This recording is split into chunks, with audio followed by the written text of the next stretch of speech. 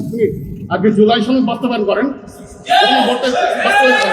শহীদ পরিবারের কথা কেউ করতে চান এখানে, ঠিক আছে? এখানে শহীদ পরিবার আছে, আপনি কোন দেশের শহীদ পরিবারের কথা বলেন নাই, আপনি 3,000 আহত কথা বলেন নাই।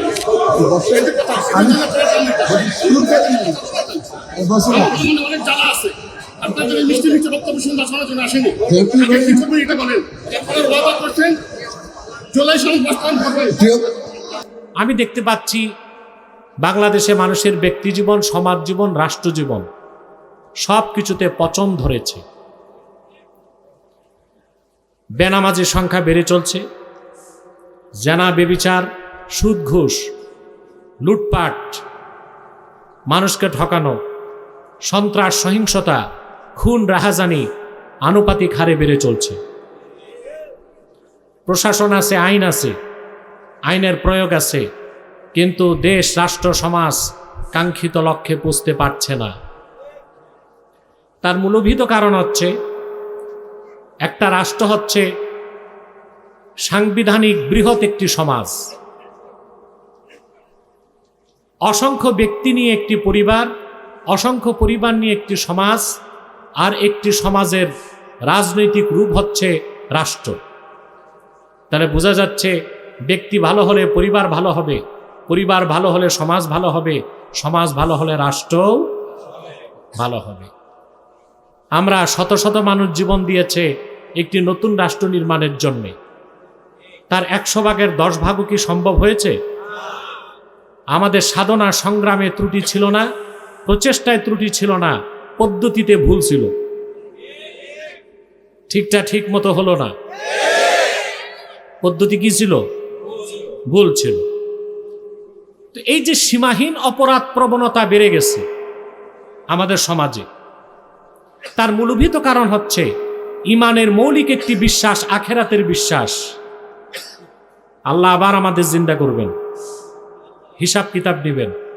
সেই পরকালের বোধ ও বিশ্বাস থেকে মানুষ সরে যাবার কারণে মানুষ প্রতিযোগিতার ভিত্তিতে খারাপ কাজ, গুনার কাজে লিপ্ত হয়ে যাচ্ছে। সেই লক্ষ্যে আমি সূরা বাকারা 28 নম্বর আয়াত তেলাওয়াত করেছি। এখান থেকে কিছু কথা শুনবো। আসুন তিলাওয়াতের মাধ্যমে আলোচনায় প্রবেশ করছি। আমার সঙ্গে আপনারাও পড়বেন, যেন প্রতিটি অক্ষরের নূরকে আল্লাহ তাআলা আমাদের সিনায় বিকশিত করে দেন। বলেন আল্লাহুম্মা আমিন। আউযু বিল্লাহি মিনাশ শাইতানির রাজীম। বিসমিল্লাহির রাহমানির রাহিম। কাইফা তাকফুরুনা বিল্লাহি ওয়া কুনতুম আমওয়াতান ফাআহইয়াকুম সুম্মা ইউমীতুকুম সুম্মা ইউহয়ীকুম সুম্মা ইলাইহি তুরজাউন। আল্লাহ তাআলা বলেন, কাইফা তাকফুরুনা বিল্লাহ, কিভাবে তোমরা মহান আল্লাহর কুদরতকে অস্বীকার করছো। কুনতুম আমওয়াতান ফাআহইয়াকুম, তোমরা ছিলে মৃত, আল্লাহ তোমাদের জিন্দা করেছেন। সুম্মা ইউমীতুকুম, অতঃপর আবার তিনি তোমাদের মৃত্যু দিবেন। সুম্মা ইউহয়ীকুম, আবার তিনি আখিরাতে জিন্দা করবেন। সুম্মা ইলাইহি তুরজাউন। এই মাইকে তো আমি কথা বলতে পারবো না।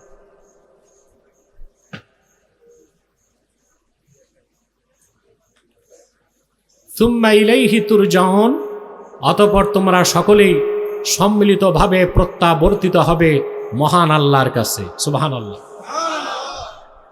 এখানে আল্লাহ তাআলা 4টা কথা বলেছেন। কয়টা? আমরা মৃত ছিলাম, তিনি জিন্দা করছেন, আবার তিনি মৃত্যু দেন, আবার তিনি জিন্দা করবেন। কয়টা কথা? এই আয়াতের তাফসীর করতে যে সাইয়্যিদুত তাবিঈন হাসান আল বসরি বলেন, দাল্লাত হাযিহিল আয়াতুল কারীমা আন্না লিকুল্লি নাফসিন হায়াতান ওয়া মাউতাতান। এই আয়াত সুস্পষ্টভাবে প্রমাণ করে প্রত্যেকটা মানুষের জন্য 2টা মৃত্যু, 2টা জীবন। সুবহানাল্লাহ বলে। পৃথিবীতে আসার আগে আমরা মৃত ছিলাম, একটা মৃত্যু। আল্লাহ আমাদের জীবন দিয়েছেন, এটা একটা জীবন। আবার আল্লাহ আমাদের মৃত্যু দিবেন, দুইটা মৃত্যু। আবার আল্লাহ আমাদের জীবন দিবেন। যে জীবনের শুরু আছে শেষ, সেটা আখিরাত। সেটা কি? পৃথিবীতে আল্লাহর পক্ষ থেকে যত পয়গম্বর এসেছেন, প্রত্যেক পয়গম্বরের উম্মতি যারা কাফের ছিল তারা আখিরাতকে অস্বীকার করছে। মৃত্যুর পর, মরে যাবার পর গোশত হাড্ডি সব মাটির সাথে মিশে যাবে। আল্লাহ কি করে আবার জিন্দা করবেন, আল্লাহর এই কুদরতকে তারা বুঝতে ব্যর্থ হয়েছে।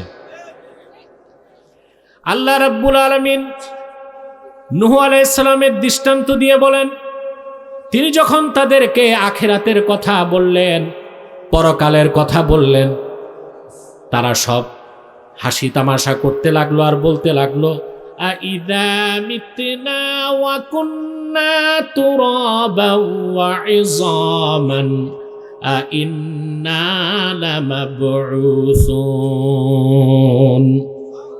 আমরা মরে যাব, মাটির সাথে মিশে একাকার হয়ে যাব, আবার কিনা আমাদেরকে জিন্দা করা হবে।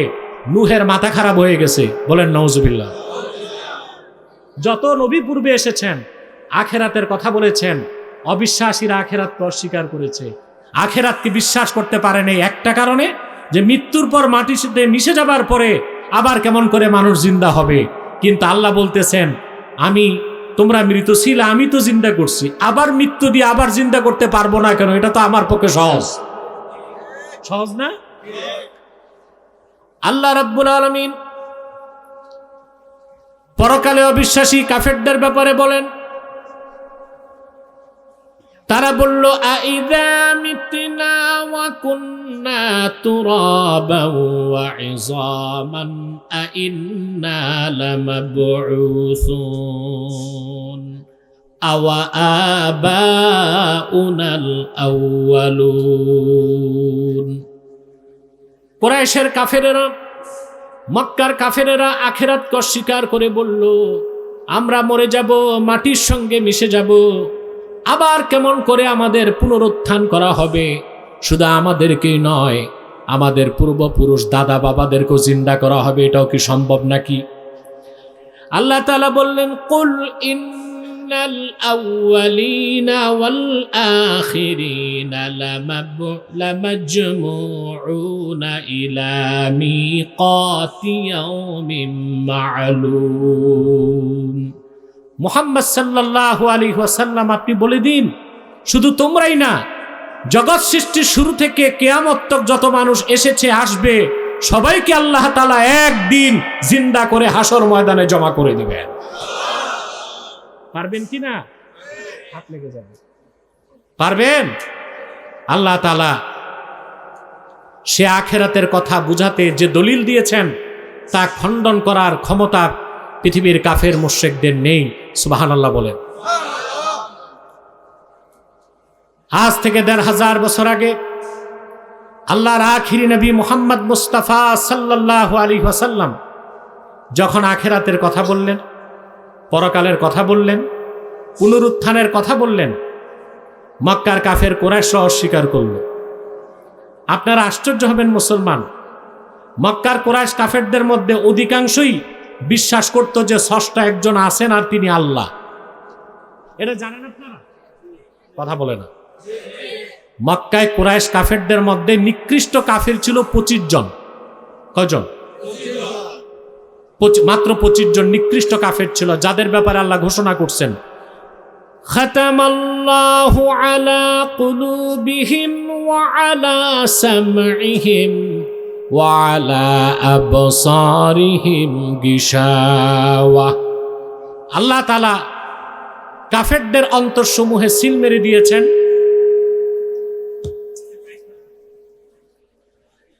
এটাকে মাইকটা আগেও ডিস্টার্ব ছিল না? আমি বসার পর থেকে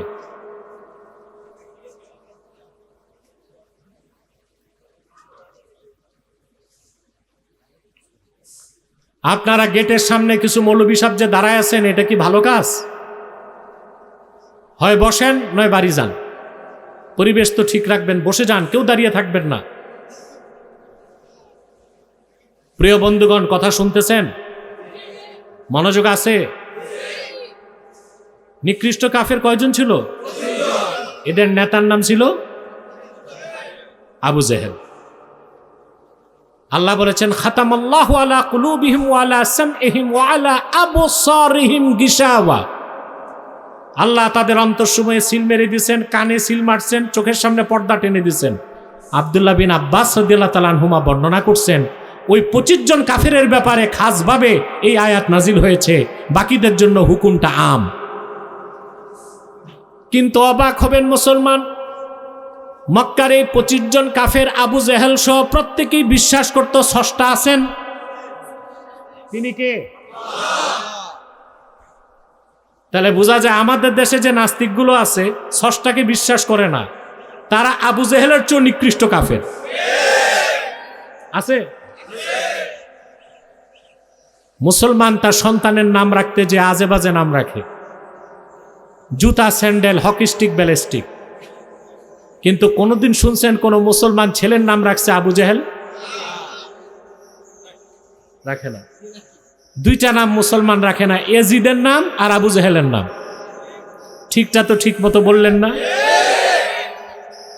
সেই আবু জেহেল সহ কাফেররা বিশ্বাস করত স্রষ্টা একজন আছেন। কোরআন শরীফ আল্লাহ বলেন, ওয়ালা ইন সাআলতাহুম মান খালাকাস সামাওয়াতি ওয়াল আরদা ওয়া সাখখারাশ শামসা ওয়াল কমারা লা ইয়াকুলুন্নাল্লাহ।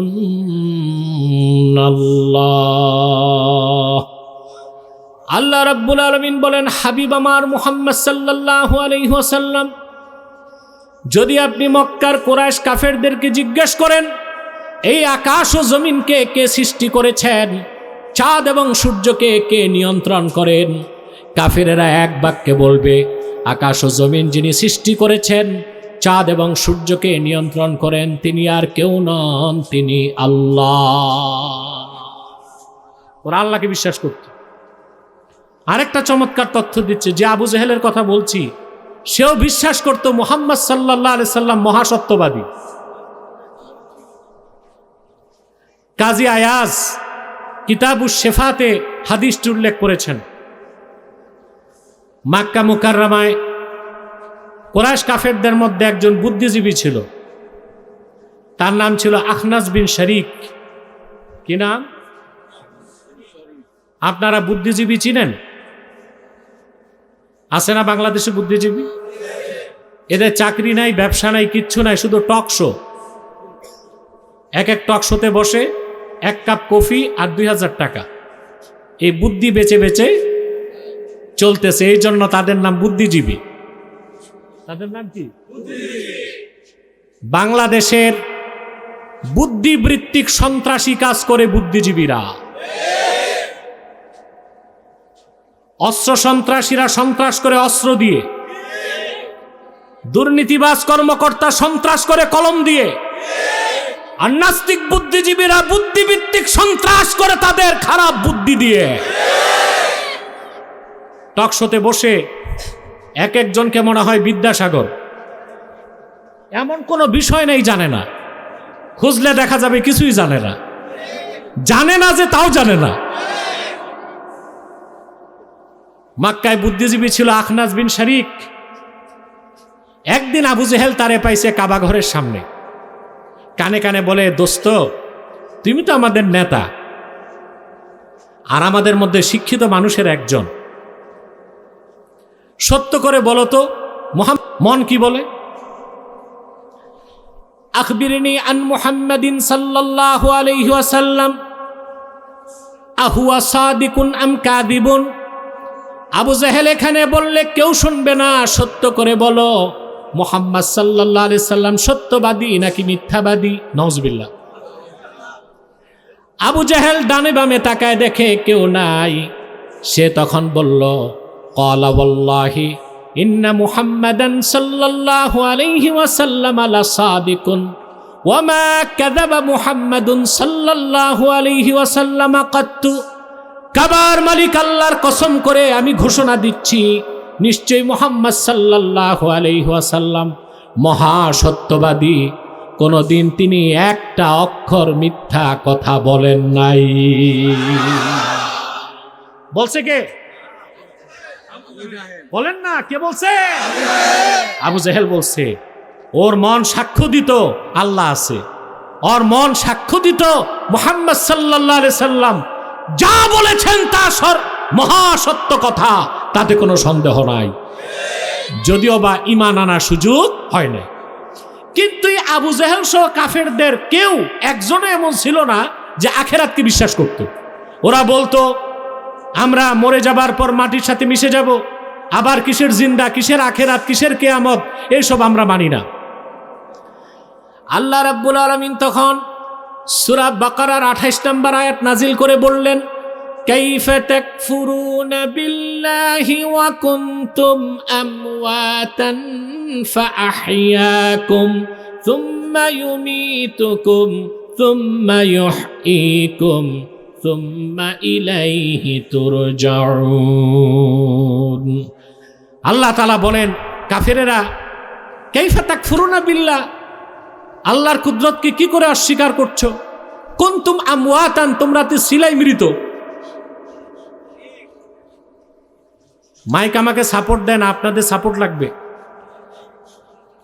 তোমরা ছিলে মৃত, ফাআহইয়াকুম, তিনি তোমাদেরকে জিন্দা করেছেন। সুম্মা ইউমীতুকুম, অতঃপর আবার তিনি তোমাদের মৃত্যু দিবেন। সুম্মা ইউহয়ীকুম, আবার তিনি তোমাদের জিন্দা করবেন। বলেন সুবহানাল্লাহ। চারটার তিনটাই তো আল্লাহ দেখাই দিছেন। মৃত ছিলাম তা বুঝি, কথা বলেন। জিন্দা আছি তা বুঝি, মরে যাই তা বুঝি। তিনটা যিনি পারছেন, চতুর্থটা আবার কবর থেকে জিন্দা করতে পারবেন কিনা তিনি? এবার আসুন আমরা একটু ব্যাখ্যা নিচ্ছি। আল্লাহ বলেছেন কুনতুম আমওয়াতান ফাআহইয়াকুম, তোমরা ছিলে মৃত, আল্লাহ তোমাদের জিন্দা করছেন। আমরা মৃত ছিলাম না? মায়ের পেটে আসার সময় এক ফোঁটা বীর্য জীবিত না মৃত? রক্তপিণ্ড, গোশতপিণ্ড, এক ফোঁটা বীর্যের আগে, পেটে আসার আগে কি ছিলাম? কিছুই না। কি ছিলাম? নাম ছিল, বর্ণ, বংশ, পদবী। কোরআনে কারীম আল্লাহ তাআলা বলেন, হাল আতা আলাল ইনসানি হিনুম মিনাদ দাহরি লাম ইয়াকুন শাইআম মাযকুরা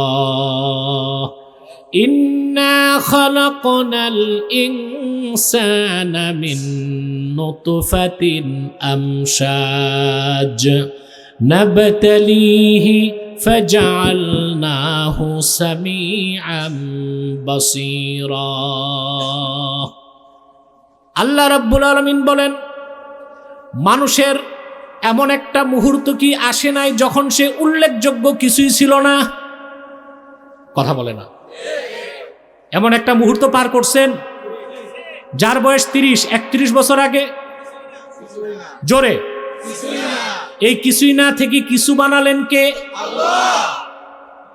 কিভাবে বানালেন তাও তিনি বলে দিলেন, ওয়ালাকাদ খালাকনাল ইনসানা মিন সুলালাতিন মিন তিন সুম্মা জাআলনাহু নুতফাতান ফি قرارٍ مكين ثم خلقنا النطفة علقة فخلقنا العلقة مضغة فخلقنا المضغة عظاما فكسونا العظام لحما। আল্লাহ রাব্বুল আলামিন বলেন, আমি মানুষকে সৃষ্টি করেছি মাটির সারনির্যাস থেকে। সুবহানাল্লাহ। মাটি জীবিত না মৃত? তিন, আরবিতে তিন বলা হয় ভিজা মাটিকে, অর্থাৎ আমি ভিজা মাটির সারনির্যাস থেকে মানুষ তৈরি করছি। যে মানুষটার কোনো অস্তিত্ব ছিল না, এক ফোঁটা বীর্যের আকারে আমি তার মায়ের সুরক্ষিত রেহেমে তাকে স্থান দিছি। সুবহানাল্লাহ কইবেন না? আপনি ছিলেন কিছুই না, কিছুই না থেকে হইলেন এক ফোঁটা পানি। জীবিত না মৃত? আল্লাহ পাক বলেন সুম্মা খালাকনান নুতফাতা আলাকাতান ফাখালাকনাল আলাকাতা মুদগাতান ফাখালাকনাল মুদগাতা ইযামা। অতঃপর সেই এক ফোঁটা পানিকে আমি আল্লাহ রাব্বুল আলামিন রক্তপিণ্ডে পরিণত করলাম। আবার নির্ধারিত সময় পরে রক্তপিণ্ডকে গোশতপিণ্ড বানালাম। আবার গোশতপিণ্ডের ভিতরে হাড় হাড্ডি দিলাম। ফাকাসাউনাল ইযামা লাহমা, হাড় হাড্ডির উপর আমি আল্লাহ মোলায়েম কোমল সুন্দর গোশতের পোশাক লাগাই দিলাম। রুহু দিলেন, আমরা হয়ে গেলাম জিন্দা। ছিলাম কি? জোরে বলতে হবে, হইলাম কি? সুবহানাল্লাহ। একবার খেয়াল করছেন আল্লাহ আপনাকে বানাইছেন কোথায়? কতগুলো পর্দার ভিতরে অন্ধকার কারখানা। সুবহানাল্লাহ। দুনিয়াতে কোনো ফ্যাক্টরি কারখানা আলো বাতাস ছাড়া চলে? আমাদের বেশি বিদ্যুৎ যায় গার্মেন্টস, টেক্সটাইল আর ফ্যাব্রিক্সে। কোথায় সবচেয়ে বেশি লাগে? নিটিং, গার্মেন্টস, ওখানে কারেন্ট বেশি লাগে। হ্যাঁ, কত আলো, কত বাতাস, কত মেশিন, সায়েন্টিফিক ইনস্ট্রুমেন্ট এবং tools. Chairman, MD, quality maintain manager, HR, কোনো অভাব নাই। নিখুঁতভাবে তৈরি করলো, প্রোডাকশন দেখা গেল টি শার্ট ছিদ্র আছে, খুঁত আছে। এই খুঁতযুক্ত টি শার্ট ইউরোপ যাবে? আমেরিকা যাবে? এটা ডিসকোয়ালিফাইড। এইটার জায়গা হবে গুলিস্তান হকার মার্কেটে। গরিব বাঙালির কপালে জুটবে। এত আলো, এত বাতাস, এত অ্যারেঞ্জমেন্ট, এত ম্যানেজমেন্টের পরেও খুদ বের হয়। কিন্তু আপনি চিন্তা করেছেন চামড়ার 3টা স্তর, তারপর গোশত, তারপর রক্ত, তারপর মায়ের রেহেম, তারপর তার ভিতরে নরম পর্দা। 7টা পর্দার ভিতরে আল্লাহ তাআলা আপনাকে জিন্দা করেছেন, তৈরি করেছেন। 9 মাস 10 মাস পর দুনিয়া আসার পরে দেখলেন কোনো খুঁত নাই, কোনো ভুল নাই, কোনো অসংলগ্নতা নাই। কে বানান? সুবহানাল্লাহ। মানুষ এত নিখুঁতভাবে কেন হয়? মায়ের পেটে কিভাবে নিখুঁতভাবে মানুষটা হলো, বিজ্ঞানের কাছে এটার জবাব নাই, কিন্তু আল্লাহর কোরআনের কাছে জবাব আছে, রাসূলুল্লাহর হাদিসে জবাব আছে। সুবহানাল্লাহ বলে। আমাদেরও জানতে মন চায় মায়ের পেটের অন্ধকার কারখানায় এত সুন্দর মানুষটা হয় কেমন করে? কথা বলেন। আঙ্গুল 20টা, নাকের জায়গায় নাক, চোখের জায়গায় চোখ, কানের জায়গায় কান, মাথার জায়গায় কোনো খুঁত নাই, অসংলগ্নতা নাই, ভারসাম্যহীনতা নাই, অসামঞ্জস্যতা নাই। সুবহানাল্লাহ। নিখুঁত প্রোডাকশন হইল কেমনে? প্রশ্ন জাগে। বিজ্ঞানের কাছে জবাব আছে, কোরআন হাদিসে আছে। আমি বলবো মুজাম তাবারানির হাদিস, ভিন্ন শব্দে হাদিসটি বুখারী শরীফেও আছে। আল্লাহর হাবিব ইরশাদ করেছেন, পৃথিবীতে পিতার বীর্যের প্রথম ফোঁটাটা মায়ের পেটে ঢুকার সঙ্গে সঙ্গে আল্লাহর পক্ষ থেকে মায়ের পেটে একজন ফেরেশতা আল্লাহ তাআলা পাঠায় দেন। ওই ফেরেশতা হচ্ছে কারিগর। ওই ফেরেশতা কি? কারিগর। তার কাজ হচ্ছে আল্লাহর হুকুমে মানুষের দেহটাকে গঠন করা, সাজানো। বলেন সুবহানাল্লাহ। ফেরেশতা আল্লাহকে জিজ্ঞেস করে, মাবুদ, মানুষটার অস্তিত্বে এক ফোঁটা বীর্য, ফোঁটা, এটা রাখবো না বের করে দিব? আল্লাহ বলেন রাখো। 40 দিন পর জিজ্ঞেস করে, এটা কি রক্তপিণ্ড হবে? আল্লাহ বলেন হবে। আল্লাহ রাখবো না বের করে দিব, রাখো। তারপর গোশতপিণ্ড, হাড় হাড্ডি সব হয়ে যায়। ফেরেশতা জিজ্ঞেস করে, মুখাল্লাকাতুন আম গায়রু মুখাল্লাকা, এটা কি পূর্ণ মানুষের সুরত নিয়ে দুনিয়ায় ভালো মতো যাবে, না মায়ের পেট থেকে পৃথিবীতে আসার আগে রক্ত ভেঙ্গে ধ্বংস হয়ে যাবে? এটা হয় না? বাংলায় বলে অকাল গর্ভপাত, আমরা বলতে পারি ইনকমপ্লিট অ্যাবর্শন। অকাল গর্ভপাত হয় না? মাওলানা, এ মাইকটা কি ফ্রি সার্ভিস নাকি, না টাকা লাগে? এত বাজে মাইক তো নারায়ণগঞ্জে আমি দেখি নাই। আমাকে বললেও তো আমি মাইক ব্যবস্থা করে দিত। আরে ভাই, রেল আসতেছে, দেখতেছে মানুষ, যার আত্মহত্যা করার ইচ্ছা দাঁড়ায় থাক। কারো যদি মরতে মন চায় স্বেচ্ছায়, ও তো দাঁড়াই থাকবে। সম্মানিত সুধী,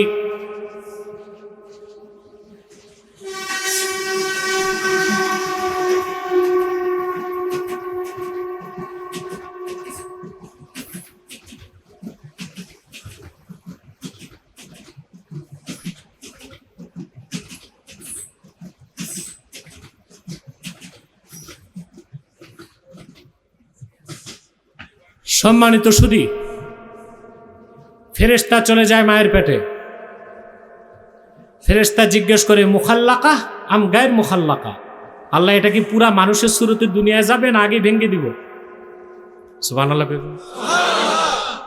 একবার যদি রক্ত ভাঙ্গা শুরু হয়, দুনিয়া সব কবিরাজ, ডাক্তার, বিজ্ঞানী মিলেও ঠেকাতে পারবে? বুখারী শরীফের মতন, ফালাম্মা আরাদাল্লাহু আন ইয়াকজিয়া খালকাহ, আল্লাহ যখন চান মানুষটাকে পূর্ণ সুরত দিয়া জীবিত দুনিয়ায় পাঠাবেন, ফেরেশতা জিজ্ঞেস করে, মাবুদ, যাকারুন আম উনসা, এটা কি ছেলে হবে না মেয়ে হবে? বলেন সুবহানাল্লাহ। এবার হবে জেন্ডার সিলেকশন, লিঙ্গ নির্ধারণ। সুবহান। আল্লাহ বলেন ছেলে। ফেরেশতা জোড়া লাগায় দেয়। কি জোড়া লাগায়? বিজ্ঞান কিছুটা পাইছে, পুরাটা পায় নাই। বিজ্ঞান কতটুক পাইছে? বিজ্ঞান বলে পুরুষের হরমোনে সেক্স ক্রোমোজোম থাকে, পুরুষের যেটা হচ্ছে স্পার্ম, মহিলাটা হচ্ছে ওভাম, একটা শুক্রাণু, একটা ডিম্বাণু। তো দেহকোষের মধ্যে সেক্স ক্রোমোজোম 23 জোড়া। এক জোড়া হচ্ছে সেক্স ক্রোমোজোম, বাকি 22 জোড়া হচ্ছে অটোজম। কথা বুঝতে পারছেন? তো বিজ্ঞান বলেছে পুরুষের সেক্স ক্রোমোজোম যেটা এক জোড়া, ওইখানে থাকে এক্স এবং ওয়াই। মহিলার যে সেক্স ক্রোমোজোম এক জোড়া, ওখানে থাকে ডবল এক্স। তো বিজ্ঞান এতটুকু বলতে পেরেছে, পুরুষের এক্স ওয়াই থেকে যদি ওয়াই আসে, মহিলার ডবল এক্স থেকে এক্স আসে, দুইটা জোড়া রাখলে ছেলে হয়। পুরুষের এক্স ওয়াই থেকে যদি এক্স আসে, মহিলার ডবল এক্স থেকে যদি এক্স আসে, 2 এক্স মিললে মেয়ে হয়। কিন্তু বিজ্ঞান এটা বলতে পারে না এই সূক্ষ্ম জোড়া লাগানোর কাজটা কে করে। সেটার জবাব আছে হাদিস শরীফে। কে করে? আল্লাহর ফেরেশতা। আল্লাহ রাব্বুল আলামিন যখন বলেন ছেলে হবে, ফেরেশতা এক্স ওয়াই থেকে ওয়াই নেয় পিতার, মায়ের ডবল এক্স থেকে এক্স নিয়ে জোড়া লাগায় দেয়, ছেলেটা হয়ে যায়, সন্তানটা হয় ছেলে। যদি আল্লাহ বলেন মেয়ে হবে, ফেরেশতা পুরুষের এক্স ওয়াই থেকে এক্স নেয়, মায়ের ডবল এক্স থেকে এক্স নিয়ে জোড়া লাগায় দেয়, সন্তানটা মেয়ে হয়ে যায়। তাহলে ছেলে হবে না মেয়ে হবে, কার হুকুম? কারিগরি করে কে? ফেরেশতা। কারিগরি করে কে? ভূমিকা কার? পিতার না মাতার? পিতার। কার? ছেলে হবে না মেয়ে হবে, এক্স ওয়াই পুঁজি মায়ের কাছে নাই, বাবার কাছে। তাহলে ছেলে হবে না মেয়ে হবে, ভূমিকা কার? বাবার। কার? ছেলে হবে না মেয়ে হবে, নির্ধারণের শক্তি কার কাছে? মায়ের তো কোনো দোষ নাই। আমাদের বাংলাদেশের কুসংস্কার হচ্ছে, যে মহিলারা বারবার কন্যা সন্তান জন্ম দেয়, তাদেরকে শ্বশুর বাড়িতে প্রেশার ক্রিয়েট করা হয়। তারা ইন্টেলেকচুয়াল এনার্কি, মানসিক নৈরাজ্যে ভুগে, যে সব মেয়ে হচ্ছে আমার সংসার টিকবে কিনা। নেহায়েত দরজার মূর্খ লোক ছাড়া কন্যা সন্তান হবার কারণে স্ত্রীকে কটাক্ষ করতে পারে না। স্ত্রীর হাতে তো কিচ্ছু নাই। হুকুম কার? কারিগরি কার? ভূমিকা কার? পিতার। মায়ের করার কিছুই নাই। অতএব মায়েরা যদি, বোনেরা যদি বারবার মেয়ে জন্ম দেয়, কটাক্ষ করবেন না, এটা চরম মূর্খতা ও কবিরা গুনাহ। আল্লাহর সিদ্ধান্তে আপনি রাজি না, এটাই তো বোঝা যায়। তা আপনি মুসলমান হইলেন কেমন করে? মুসলমান তো সেই রেদা বিল কাজা, আল্লাহর সিদ্ধান্তকে যে মস্তক পেতে মেনে নেয়, তারই নাম মুসলিম। অতএব মায়েদের সাথে দুর্ব্যবহার করবেন, কথা বলে না। অনেক জায়গায় মেয়েদেরকে বলা হয় তোমার জাত ভালো না, ছেলে হয় না শুধু মেয়ে হয়। মেয়েরা বলে দিবেন বলে তোমার পেট ভালো না, শুধু মেয়ে হয়, মেয়েরা বলে দিবেন তোমার জাত ভালো না, কারণ ছেলে হবে না মেয়ে হবে, পুঁজি তো আমার কাছে না তোমার কাছে, ঠিক কিনা? কন্যা সন্তান হলে তো ভাগ্যের কথা। আল্লাহর হাবিব ইরশাদ করেছেন, আমার কোন তাদের পারবেশ করে, তাদের শিক্ষা দীক্ষা দিয়ে মমিন সৎ চরিত্রবান পাত্রের দ্বারস্থ করে দেয়, আমার সে উম্মত বিনা আযাবে আল্লাহর জান্নাতে প্রবেশ করবে। 3টা মেয়ে থাকলেই সুসংবাদ, 30টা ছেলে থাকলেও এই সুসংবাদ নাই। বারবার মেয়ে হলে কষ্ট পাবেন, যাদের মেয়ে বেশি ছেলের জন্য কান্নাকাটি করবেন।